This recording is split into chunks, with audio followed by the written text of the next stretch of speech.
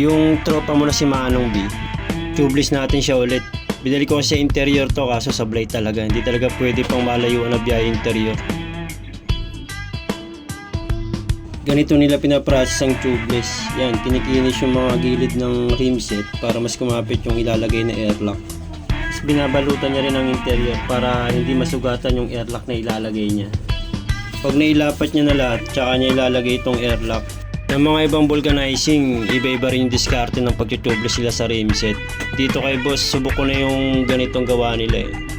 Taon bago pa bumigay sa akin, tapos naibiyahe ko pa na malayong rim set ko, wala naman naging problema. Bali ngayon lang kasi tinry ko siyang ilagay sa interior ulit, kaso sumablay rin talaga. Dito nasalpak na ni boss yung gulong, pati yung mga tersilant na ilagay niya na. Bali tinatabas niya na lang yung sumobrang airlock para malinis tignan. Yan, natapos na ni boss. Babalik niya na ulit sa motor natin. Napaka solid ng gawa niyo boss, salamat.